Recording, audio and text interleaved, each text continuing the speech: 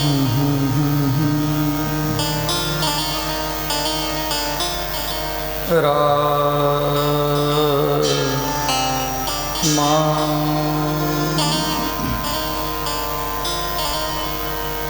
स्वस्ति श्री गणेशाय नमः। ऐं सरस्वती नमः। ओम ऐं ह्रीं क्लीं चामुण्डायै नमो नमः। ओम ऐं ह्रीं क्लीं धूमावत्यै ज्वालामुख्यै दुर्गायै गंगा दिव्यै महालक्ष्मी नमो नमः।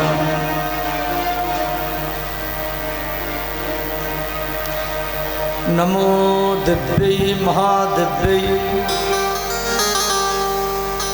शिवाय सततं नमः।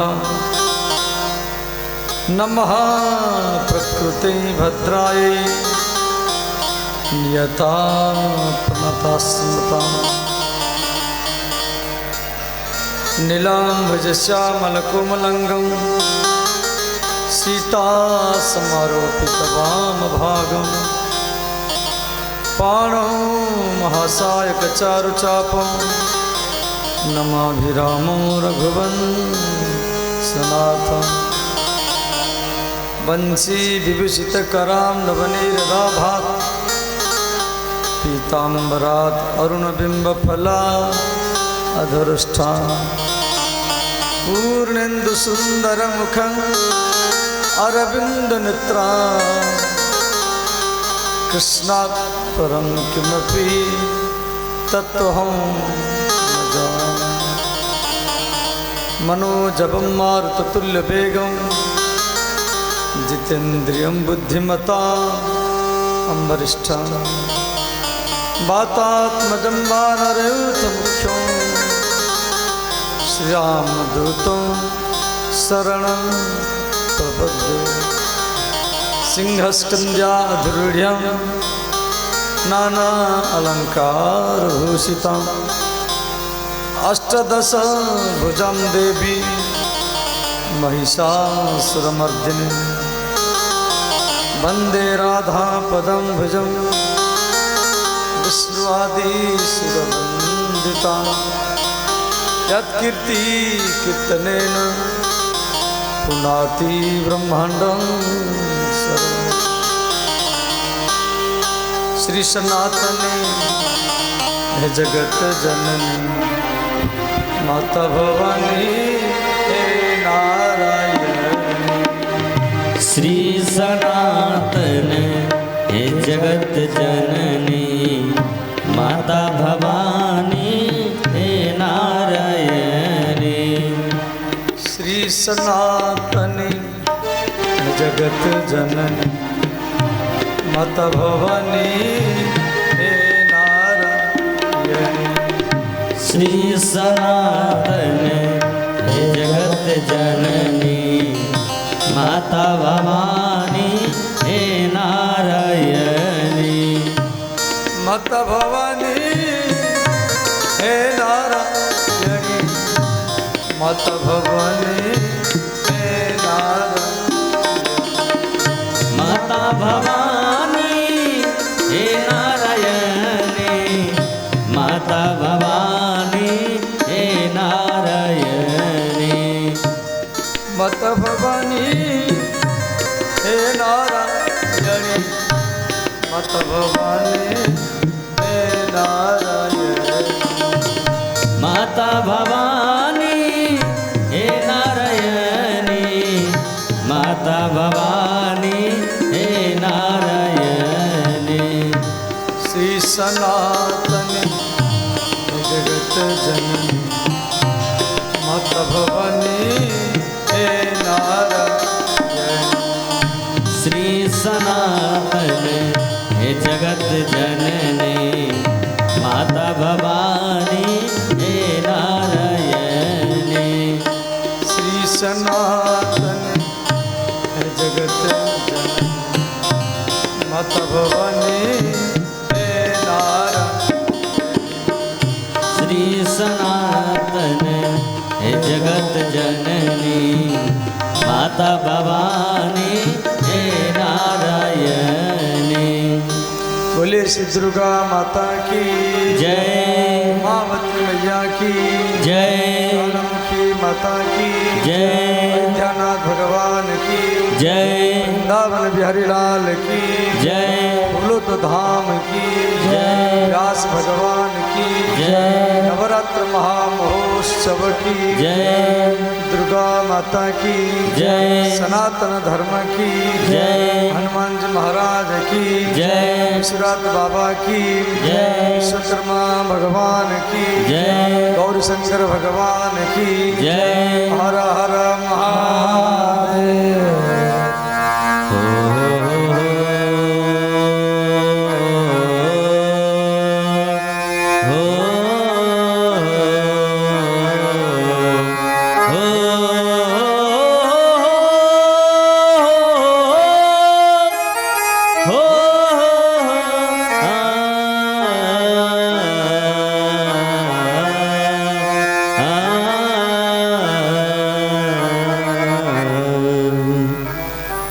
चित्सार सर्वस्व जगदम्बा जगत माता विश्व कल्याणी मंगला सबको पालन करने वाले, सबकी बुद्धि सुधारने वाले श्री धमावती के चरण में प्रणाम करते हुए सीताराम स्वरूप आप सब श्रोताओं के चरण में प्रणाम है। पवित्र फूलोद धाम में नवरात्र के इस उत्सव पर हम लोग देवी भागवत कथा श्रवण कर रहे हैं। श्री महाराज परीक्षित हस्तिनापुर के राजा बने। यहाँ तक कथक कल्याण सुन चुके थे।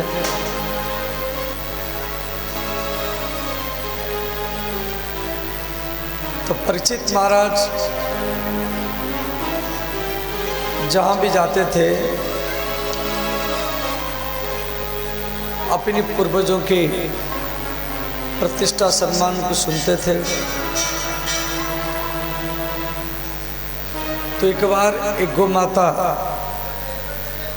और एक बैल दोनों को दोनों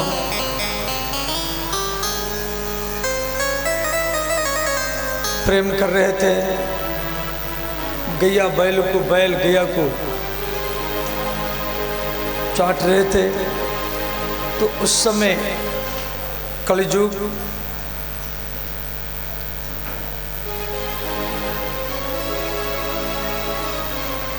एक शूद्र का रूप बना करके वो बैल को पीट रहा था और अंत में वो बैल का एक पैर काट दिया।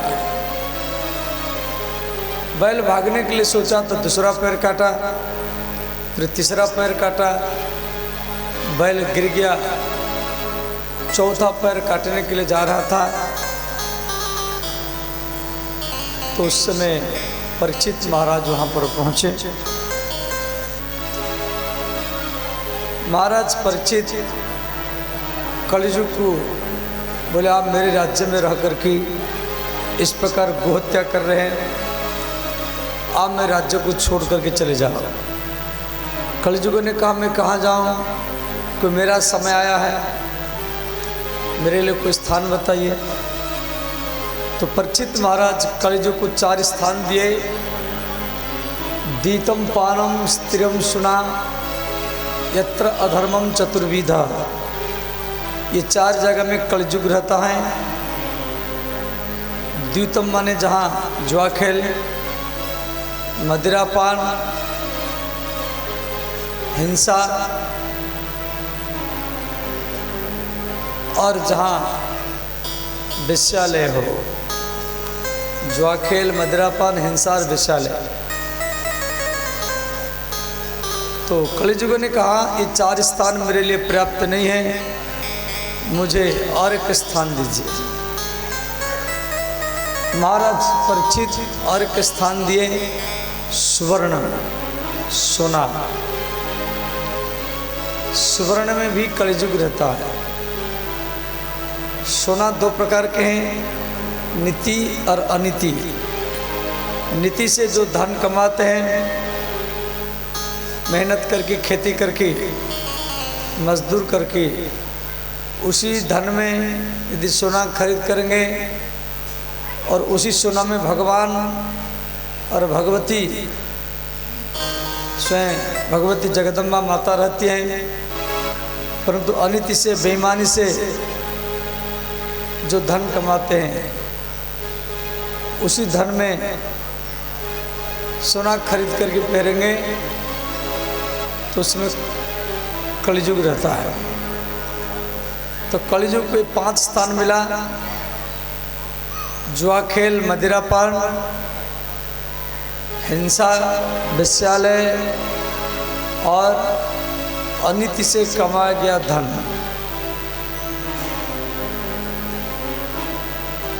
तो श्री महाराज परीक्षित अपने राज्य हस्तिनापुर में पहुँचे। तो हस्तिनापुर के खजाना में एक सोने का मुकुट था और वो था जरासंध का।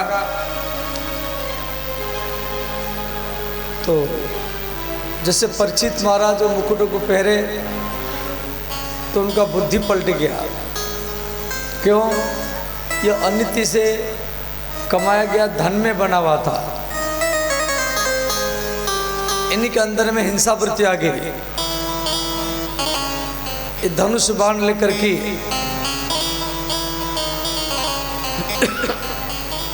बहुत पशु पक्षियों को मारे और भूख और प्यास में पीड़ित होकर के समीक मुनि के आश्रम में आए। समीक मुनि ध्यान में थे। उस समय का सर्प घूम रहा था, तो सर्प को मार करके ये समीक मुनि के गला में लटका दिए। समीक मुनि के पुत्र श्रृंगी मुनि को जब मालूम पड़ा, जब परीक्षित महाराज मेरे पिता के गला में सर्प लटका के चले गए, तो श्रृंगी मुनि ने अभिशाप दिया। इनके सिर पर 2 सिंग था।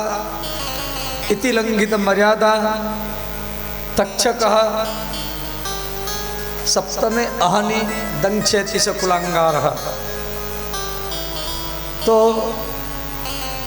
7 दिन के अंदर में तक्षक नाम का सर्प दंशन करेगा, इस प्रकार वो अभिशाप दिए।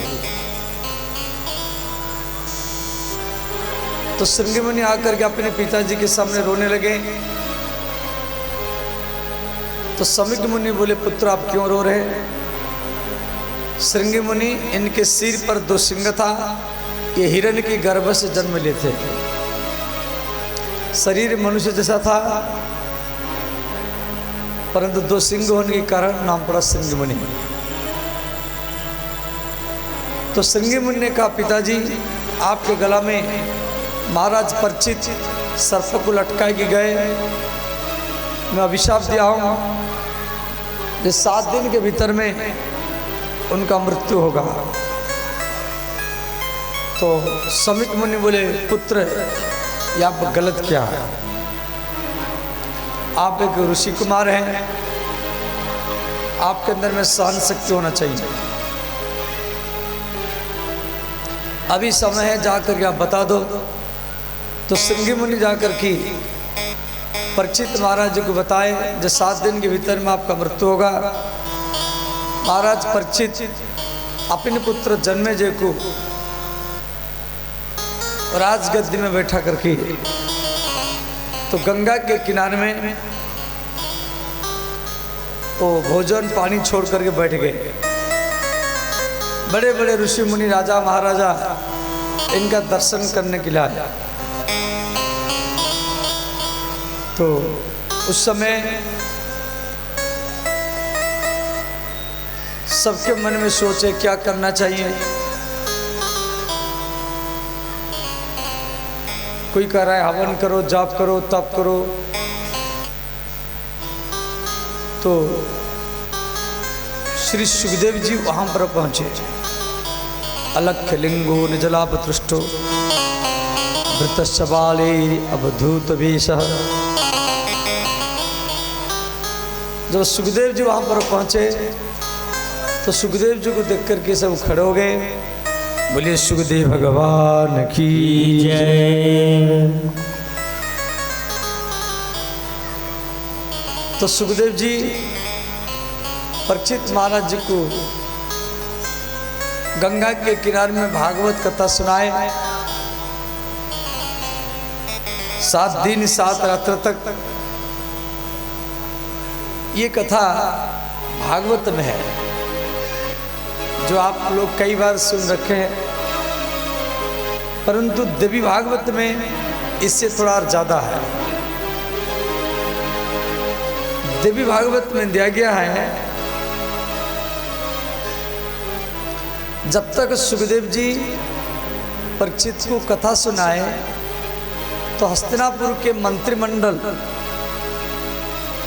एक 7 तल वाला महल बनाया। 7 तल वाला एक बहुत बड़ा, कोई बांस में बनाए होंगे या कैसे सिस्टम से बनाए होंगे। तो महाराज परीक्षित भागवत कथा सुन चुके थे, तो परीक्षित को सबके ऊपर बैठा दिया गया। तक्षक नाग सर पाएगा जो 7 दिन हो गया है। तो उस समय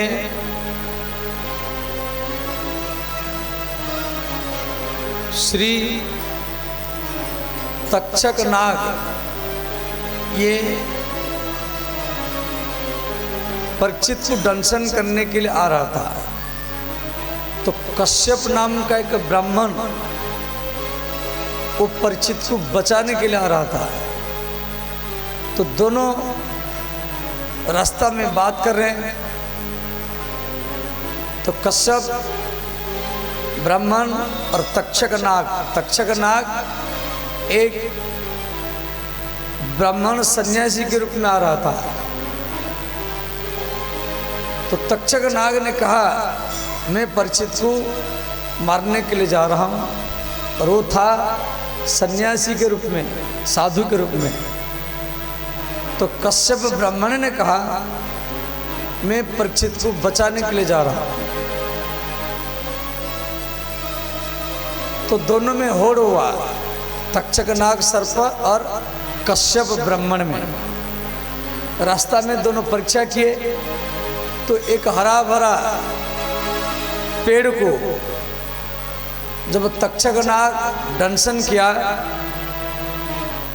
वो वृक्ष भस्म हो गया, राख बन गया। तो कश्यप ब्राह्मण जल लेकर के अभिमंत्रित किया, और वो भस्म के ऊपर, वो राख के ऊपर जैसे वो जल को डाला, तो उसी राख से फिर वो हरा भरा पेड़ ही बन गया सुता। तो तक्षक नाग सर मन में सोचा, अरे ये ब्राह्मण कोई साधारण ब्राह्मण नहीं है।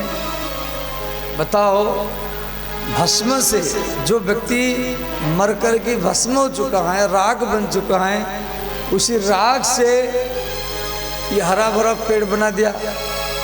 तो यदि मैं तक्षक ये परीक्षित को मारूंगा और ये ब्राह्मण के अंदर में सामर्थ्य है, वो उसको बचा भी सकता है। तो तक्षक नाग सर्प ने कहा, देखो परीक्षित का आयु पूर्ण हो चुका है,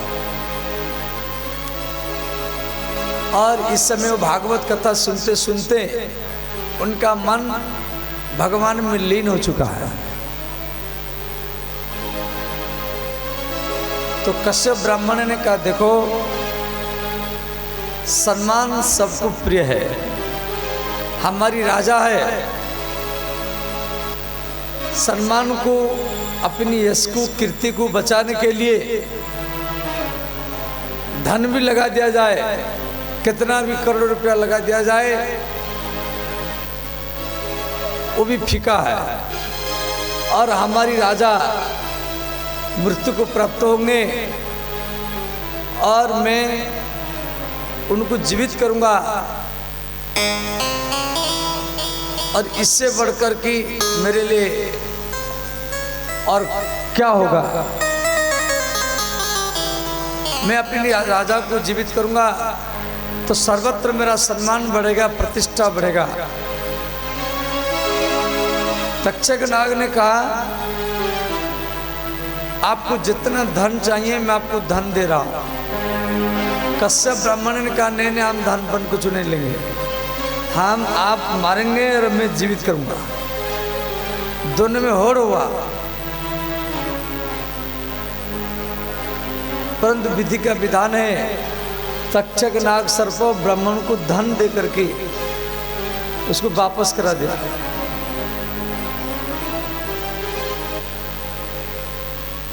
तो तक्षक नाग सर्प 7 साधुओं के साथ वो गंगा के किनारे में पहुंचा। महाराज परीक्षित ऊपर बैठे, चारों तरफ सेना सिपाही घेर करके तक्षक नाग सर्प आएगा, कैसे महाराज को दंशन करेगा और हम देखेंगे। बड़े बड़े मंत्रवेता, बड़े बड़े तांत्रिक जड़ी बूटी लेकर के, मंत्र लेकर के सब आए हैं। तो उस समय 7 सन्यासी पहुंचे। तो सब लोग सोचे भाई ये साधु लोग आए हैं, परंतु उसमें तक्षक नाग सर्प है जो सन्यासी के रूप में आया है।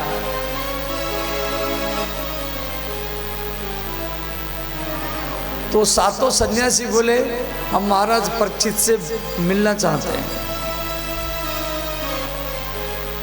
हस्तिनापुर के मंत्रिमंडल बोले, देखो महाराज जी का 7 दिन का समय हो चुका है, तक्षक नाग सर्प आने वाला है, इनको मारने के लिए अब हम आपको जाने नहीं देंगे।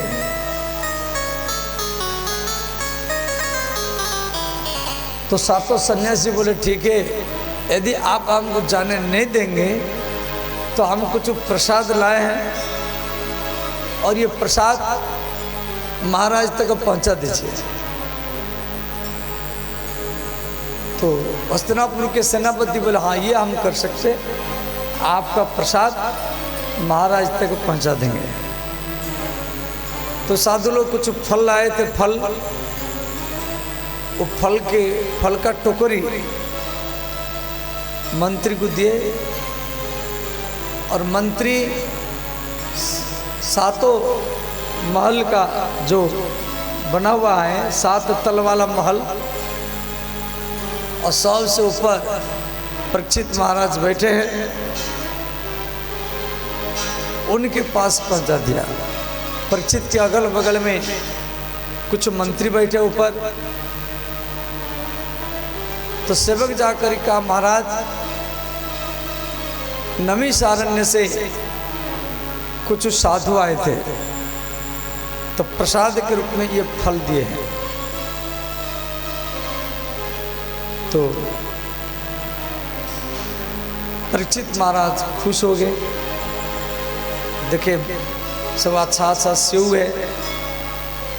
तो परीक्षित के अगल बगल में जितना मंत्रिमंडल थे, परीक्षित महाराज सबको एक एक सेव दिए और उसमें सबसे जो बड़ा सेव था वो अपने हाथ में ले लिए। बोले, देखो ये अच्छा सेव है, इसको हम खाएंगे। तो नमीसारण्य से साधु लोग आए थे, आशीर्वाद रूप में फल दिए। और जैसे परीक्षित महाराज उस सेव को दांत से काटे, वो फल से, सेव से एक कीड़ा निकला, एक छोटा सा कीड़ा निकला। अब सेव के भीतर में कीड़ा, तो परीक्षित महाराज समझ गए ये तक्षक नाग है जो सेव के ऊपर बैठ करके आया है। तो महाराज परीक्षित अपना आत्मसमर्पण कर दिए। हे तक्षक नाग, आप इसी फल के भीतर में बैठ करके आए हैं, आप मुझे दंशन कर लीजिए और जो विधि का विधान वही होगा, आप मुझे काट लीजिए।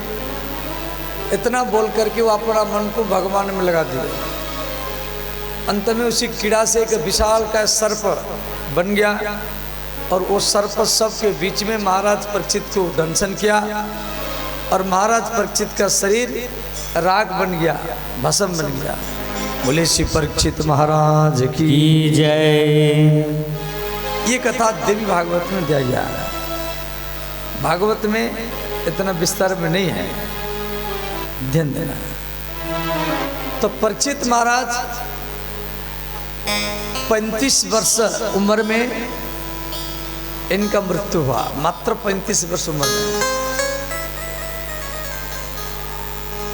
और उस समय इनका पुत्र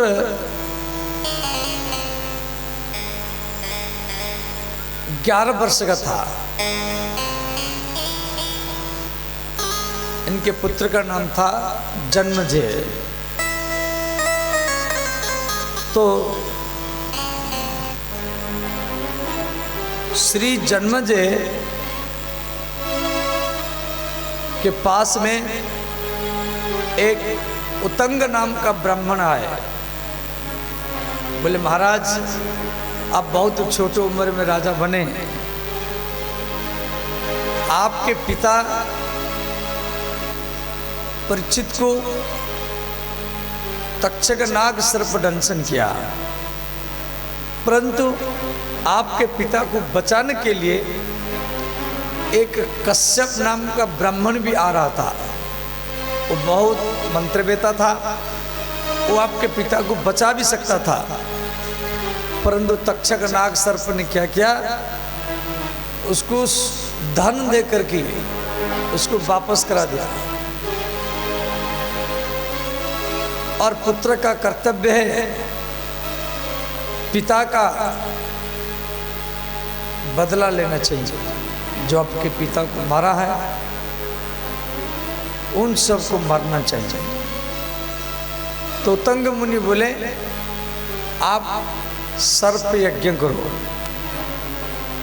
सब सर्पों को हवन कुंड में स्वाहा करो, इन सबको मारो। तो महर्षि उतंग मुनि के प्रेरणा से श्री जन्मेजय सर्प यज्ञ किया। ध्यान देना, सर्प यज्ञ चल रहा है। तो सब सर्प आकर के हवन कुंड में मरते रहे।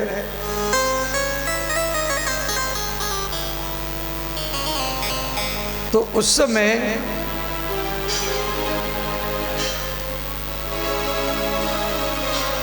तक्षक नाग सर्प नहीं आया। जन्मेजय ने कहा, ब्राह्मणों, जो सर्प मेरे पिता को काटा है वो तो अभी तक नहीं आया। ब्राह्मण लोग को बोले, महाराज वो इंद्र के अधीन में है, वो सर्प इंद्र के अधीन में है, इसीलिए आ नहीं रहा है, उसको इंद्र बचा रहा है। जन्मेजय ने कहा, ब्राह्मणों, मंत्राधीन देवता, देवता लोग मंत्र के अधीन है। ते मंत्रा ब्राह्मणाधीन, देवता मंत्र के अधीन है और मंत्र ब्राह्मण का अधीन है।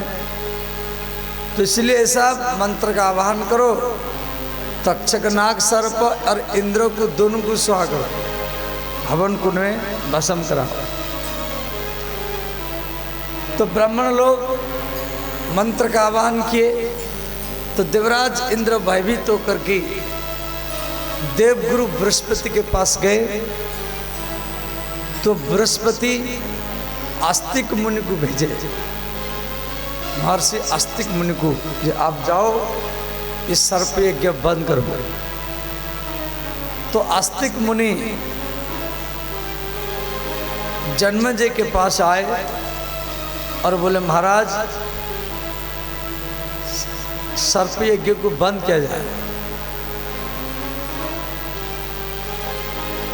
तो जन्मेजय ने कहा हम बंद क्यों करेंगे, मेरे पिता को तक्षक नाग सर्प दंशन किया और मैं उसको हवन कुंड में सुहा करूंगा, उसको हम मारेंगे।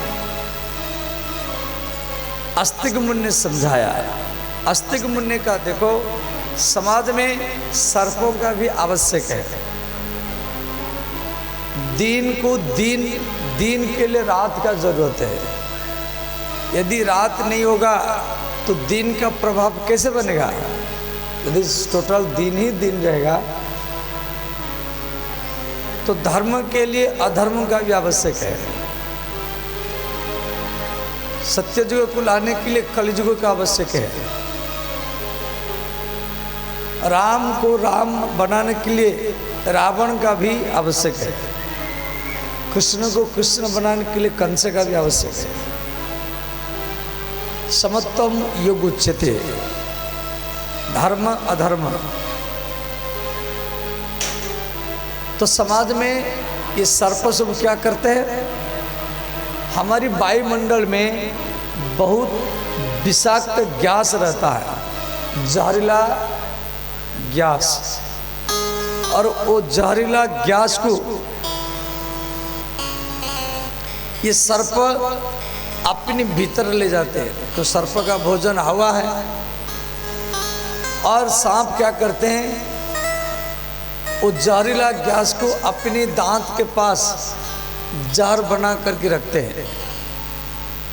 यदि सांप नहीं होंगे तो ये जहरीला गैस ये वायुमंडल में फैल जाएगा, लोग ऐसे मर जाएंगे। इसीलिए सर्पों का भी आवश्यक है।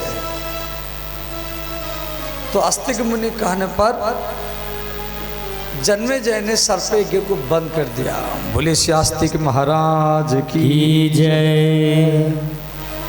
अब श्री अगस्त्य मुनि भगवान कार्तिकेय को प्रश्न किए, ये आस्तिक मुनि कौन है जो सर्प यज्ञ को आकर के बंद कर दिए? देखो ये आस्तिक मुनि जो है ये भगवान के अंश है, विष्णु के अंश से ये जन्म लिए थे। ये भी देखने के लिए श्यामल वर्ण है, जैसे भगवान कृष्ण श्याम वर्ण के हैं, राम श्याम वर्ण के हैं, ऐसे आस्तिक मुनि भी श्याम वर्ण के हैं। और श्री बिसारी मैया की ये बेटा है। बिसारी मैया का नाम आप सबको मालूम है, आपके फुलोत में बिसारी मैया का भी मंदिर है। तो बिसारी मैया की बेटा का नाम है आस्तिक मुनि। ये बिसारी मैया की कथा भी देवी भागवत में दिया गया है, ध्यान देना। बिसारी मैया का नाम है जारुत कारू, इनका दूसरा नाम है मनसा देवी, जो हरिद्वार में मंदिर है। तो जारुत कारू नाम के एक ऋषि थे, उनका नाम था जारुत कारू, ध्यान देना। एक बार वो जा रहे थे,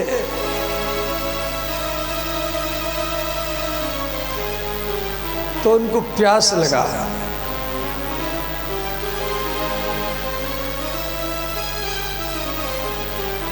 जारुत कारू मुनि शांता न चकार गृह आश्रम।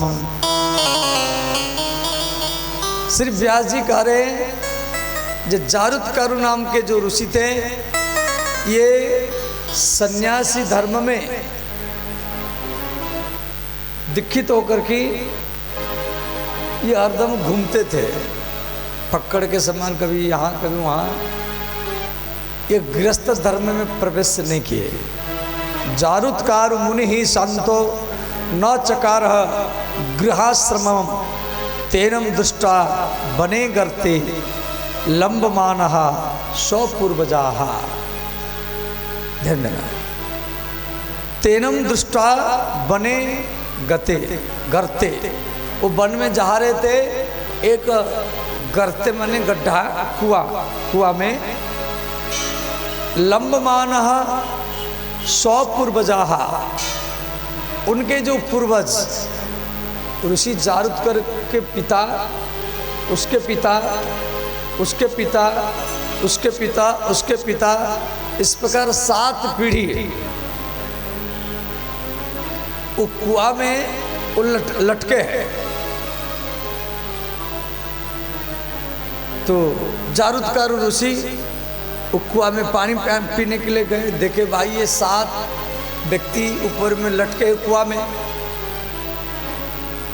तो ऋषि जारुतकारु ने प्रश्न किया, आप कौन है, क्यों लटके हैं? तो वो 7 व्यक्ति बोले, हम आपके पूर्वज हैं। अब जारुतकारु सुनकर के घबरा के, आप मेरे पूर्वज हैं? तो आप यहाँ क्यों लटके हैं? मैं सन्यासी बन गया, साधु बन गया हूँ। तो 7 बोले, देखो आपका कोई संतान नहीं है, जिस कारण हमारा उद्धार हो नहीं पा रहा है, इसीलिए आप हमारा बात मान करके गृहस्थ धर्म में प्रवेश कीजिए और आपसे कोई संतान होगा तभी हमारा सद्गति होगा। अब महर्षि जारुतकारु मन में सोचे, मैं तो सन्यासी हूँ, अब फिर शादी करूँगा तभी मेरे पूर्वजों का सद्गति होगा। तो जारुतकारु ने कहा, ठीक है, आपके सद्गति के लिए मैं अवश्य शादी करूँगा, परंतु मैं उसी कन्या के साथ शादी करूँगा, जैसे मेरा नाम है जारुतकारु, तो उसी कन्या का नाम भी जारुतकारु होना चाहिए, तभी मैं उसके साथ शादी करूंगा। तो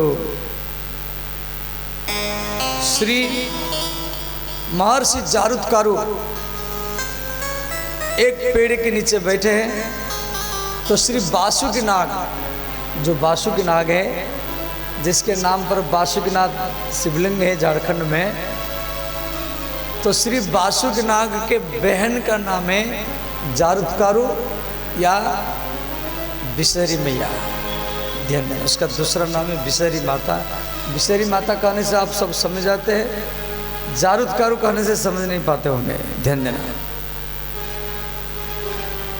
तो श्री वासुकीनाथ अपनी बहन बिसहरी मैया को लेकर के उसी घोर जंगल में पहुंचे जहां पर जारुतकारु ऋषि विराजमान थे।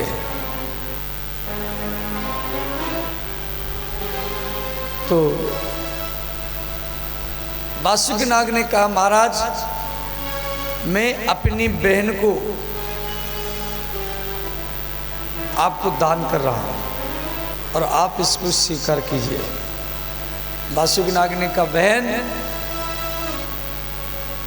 बिसहरी, आप इनके पास में रहना। ऋषि जारुतकारु ने कहा, देखो आप अपनी भैया के साथ चले जाओ, मैं एक फक्कड़ सन्यासी हूँ, आज इसी पेड़ के नीचे, कल उसी पेड़ के नीचे, परसों उसी पेड़ के नीचे रहता हूँ, ना मेरे कोई कुटिया है, ना खाने के लिए रोटी है, ना चावल है, कोई दे देता है तो खा लेता हूँ। आप एक सुंदरी कन्या है, अब मेरे साथ कैसे रहेगी,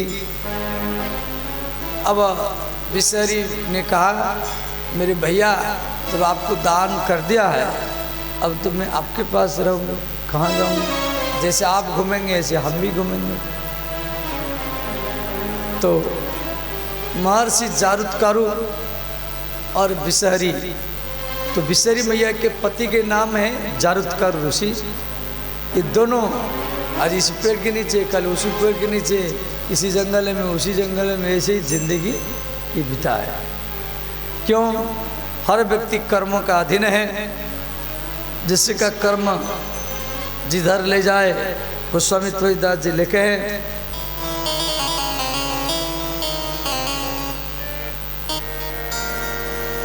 कर्म प्रधान विश्व करी राखा, कर्म प्रधान विश्व करी राखा, कर्म प्रधान विश्व करी राखा, कर्म प्रधान विश्व करी राखा, जो जस करई तस फल चाखा, जो जस करहि तो तस फल चाखा, जो जस करहि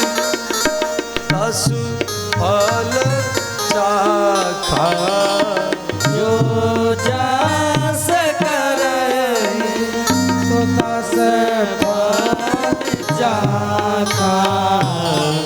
श्री राम जय राम जय जय राम, श्री राम जय राम जय जय राम, श्री राम जय राम जय जय राम, श्री राम जय राम जय जय राम। हर हर महादेव।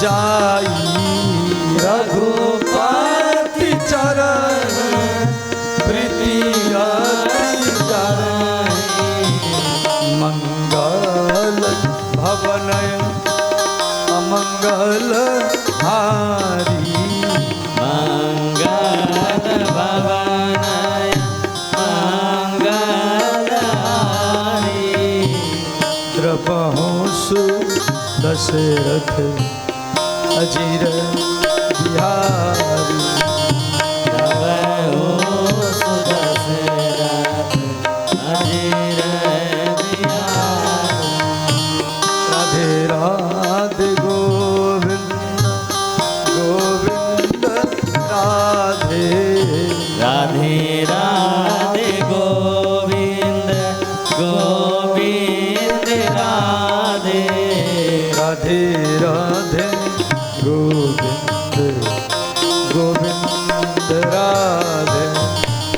राधे राधे गोविंद गोविंद राधे।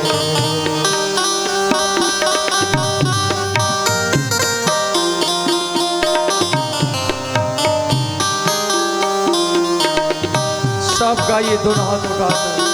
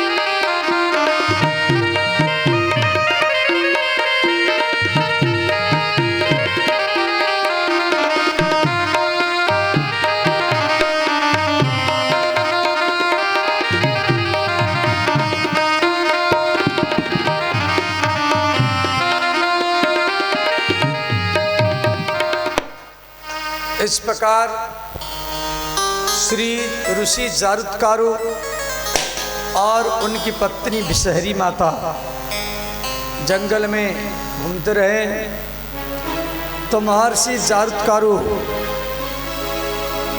अपनी पत्नी के गोदी में लेट गए।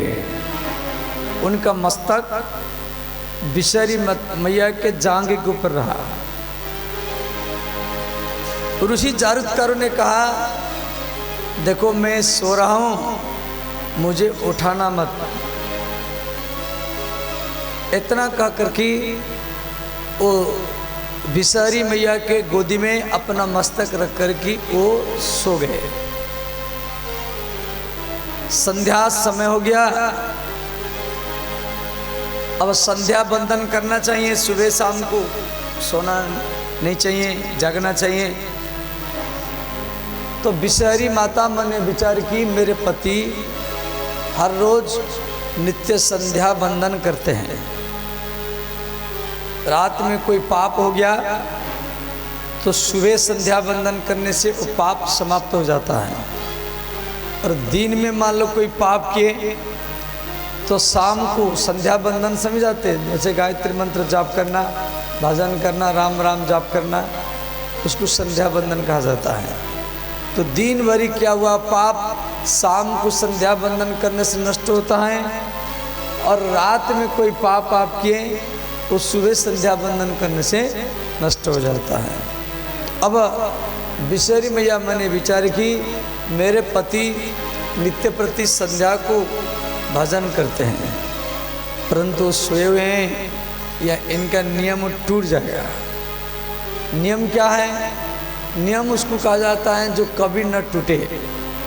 अस्पताल में कई व्यक्ति भजन करते हैं, मान लो अस्पताल में, ट्रेन में है, या शादी ब्याह में गए हैं तो अपने नियम को तोड़ देते हैं।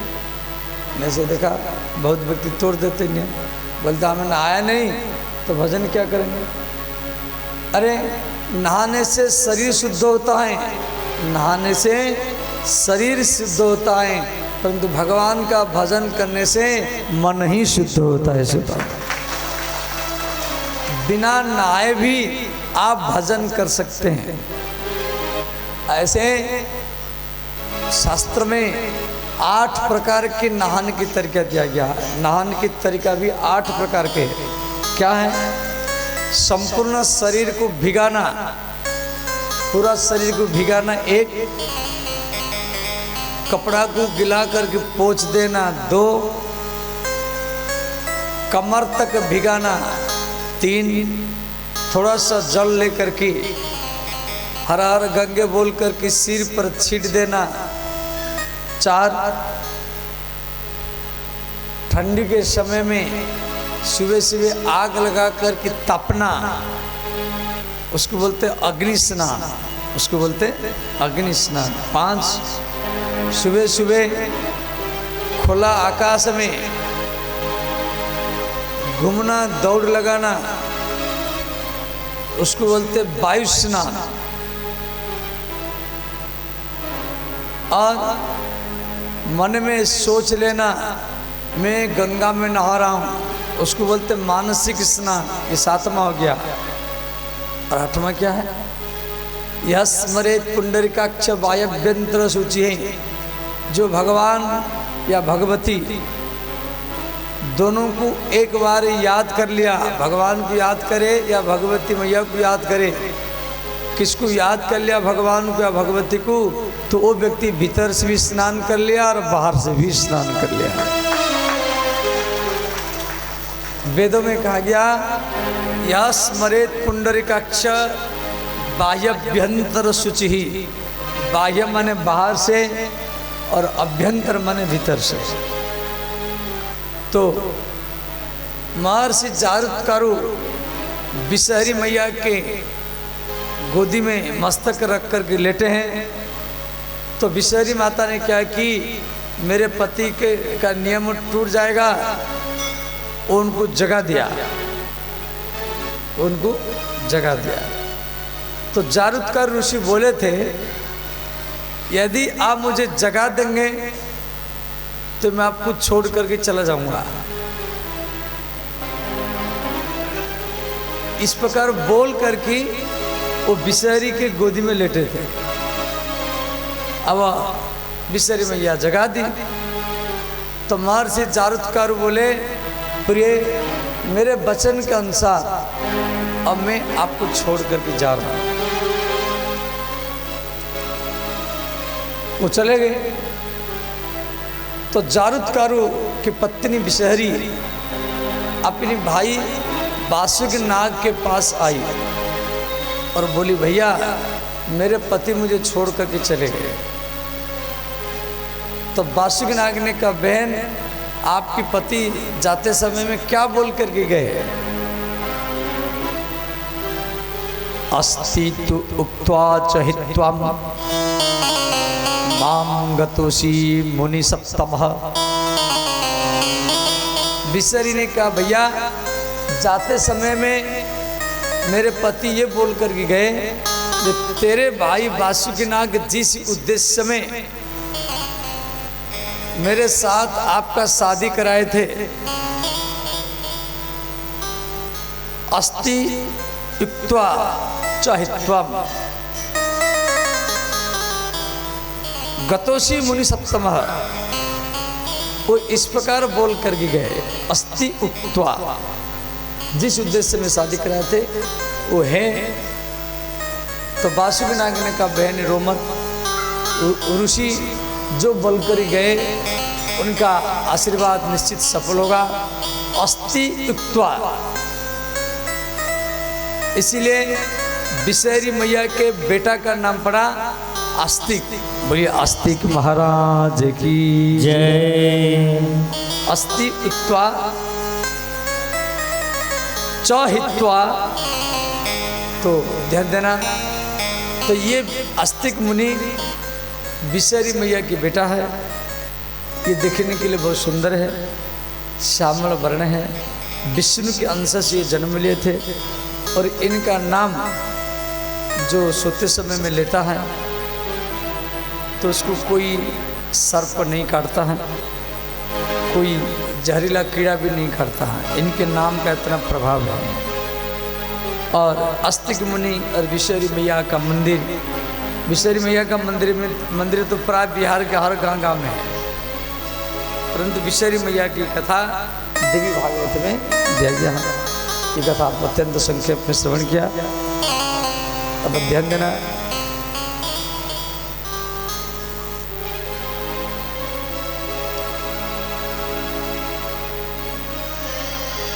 श्री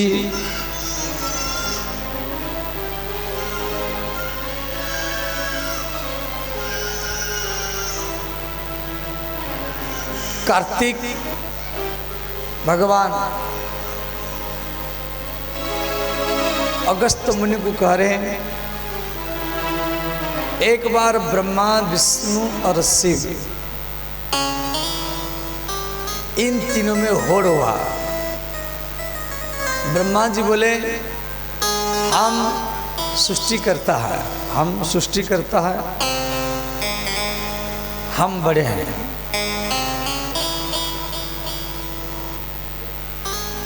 भगवान शिव बोले देखो आप सृष्टि करता है तो हम संहार करता है, हम सबको मारते हैं, हम बड़े हैं। भगवान विष्णु बोले देखो आप सृष्टि करते और आप संहार करते और हम पालन करते हैं,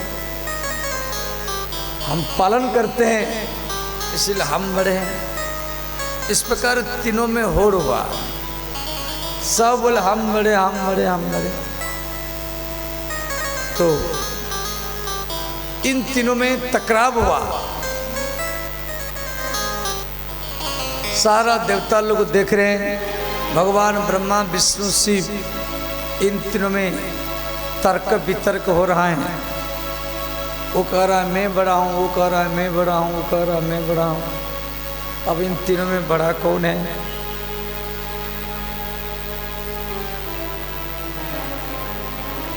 तो उस समय भगवती जगदम्बा जगत माता के इच्छा से एक दिव्य विमान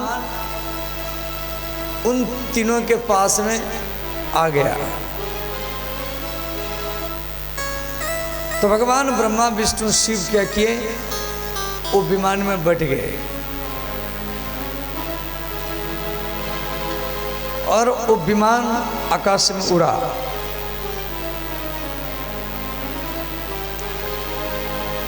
तो जाकर के सीधा ब्रह्मलोक में पहुंचा। तो ब्रह्मा जी देखे भाई यहाँ तो एक दूसरा ब्रह्मा बैठा है।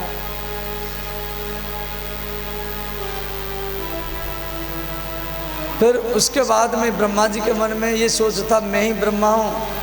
तो ब्रह्मा जी देखे भाई यहाँ के कोई दूसरा ब्रह्मा बैठा है। फिर वो विमान वैकुंठ में पहुंचा, ब्रह्मा विष्णु शिव बैठे। तो भगवान विष्णु देखे भाई यहाँ वैकुंठ में एक दूसरा विष्णु बैठा है। फिर वो विमान कैलाश में पहुंचा, भगवान शिव देखे यहाँ और एक महादेव बैठा है। तो इस प्रकार ब्रह्मा विष्णु शिव वो विमान में बैठे।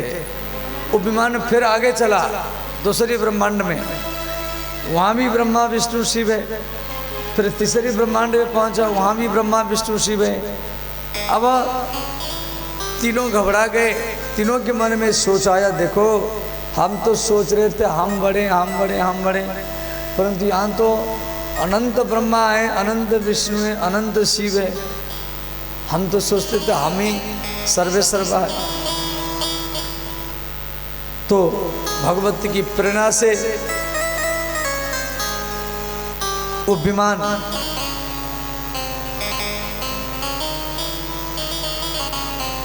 मणिपुर धाम में पहुंचा। तो तीनों भगवान ब्रह्मा विष्णु शिव वो विमान में बैठे हैं। तो वह मणिपुर में एक 12 साल के भगवती जगदम्बा विराजमान है सिंहासन में, रत्न सिंहासन में, और उसके चारों ओर असंख्य कुमारी कन्या है और सब लाल कपड़ा पर रखे। सब कुमारी कन्याएं वो भगवती जगदम्बा को पूजा कर रही।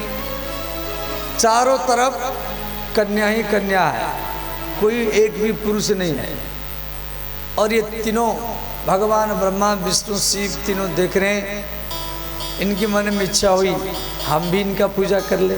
जब वो सब इनका पूजा कर रहे हैं भगवती का, तो हम भी पूजा करें। जैसे ही विमान से उतर करके वो मणिपुर धाम में प्रवेश किए, तो ये भी तीनों कन्या बन गए, स्त्री बन गए। ब्रह्मा जी भी स्त्री बने, विष्णु भी स्त्री बने और शिव जी भी स्त्री बने। 12 साल के कन्या जैसे बन गए और ये भी लाल वस्त्र में आ गए। तीनों को देख रहे हैं भाई ये कैसा चमत्कारी धाम है। यहाँ आने के बाद में हम भी स्त्री बन गए, चलो हम भगवती का भी पूजा करें। तो ब्रह्मा विष्णु शिव भगवती जगदम्बा का स्तुति करने लगे। तो उनके नख में वो अनंत ब्रह्मांड का दर्शन किए। भगवती के नख में अनंत ब्रह्मांड का दर्शन किए। सब ब्रह्मांड में ब्रह्मा विष्णु शिव अलग अलग है, हर ब्रह्मांड में ब्रह्मा विष्णु शिव उन नख में। अच्छा, ये बात देवी भागवत का है, परंतु रामचरितमानस में गोस्वामी तुलसीदास जी इसी श्लोक का अनुवाद श्री रामचरितमानस में दिए हैं, ध्यान देना।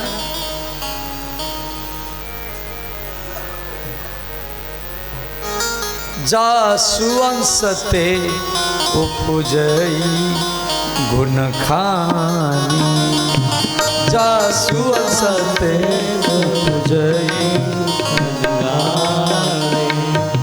जासुवंशते उपजई गुण खानी, जासुवंशते उपजई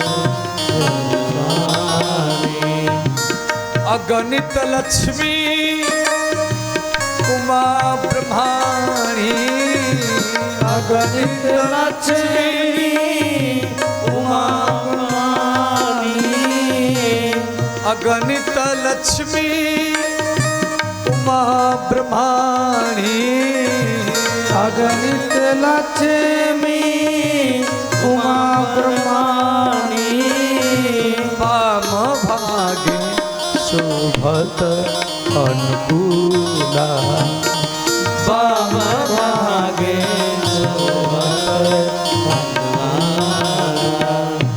आदि शक्ति छवि निधि जगमूला, आदि शक्ति छवि निधि मंगल भावनय अमंगलहारी, मंगल भावनय अमंगलहारी,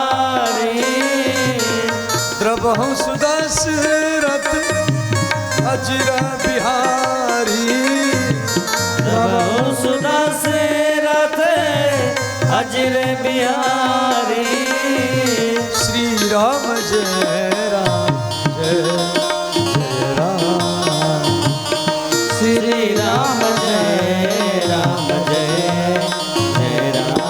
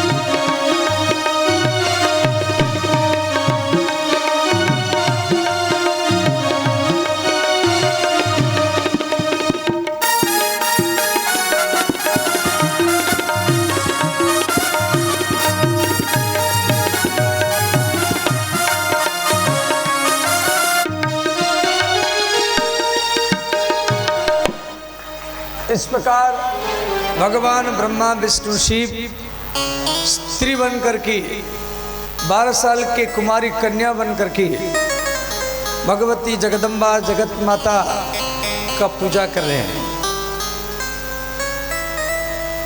तो माता भगवती इन तीनों की ओर देखा तो माता भगवती ने कहा, हे ब्रह्मा, हे विष्णु, हे शिव, ये संसार में जो कुछ हूँ मैं हूँ और आप तीनों में अहंकार के कारण टकराव हुआ और आपके अहंकार को, अभिमान को नष्ट करने के लिए मैं विमान भेज करके आपको अपने पास ही लाया हूँ। और मेरे धाम में जो भी पुरुष या जो भी आ जाए, वो बूढ़ी हो या बच्ची हो, वो 12 साल की हो जाती है।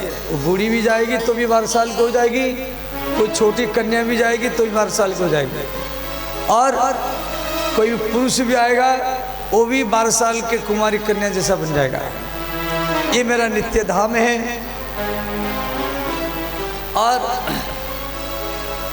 तो भगवान ब्रह्मा विष्णु शिव तीनों हाथ जोड़ करके भगवती को षोडशोपचार में पूजा किया।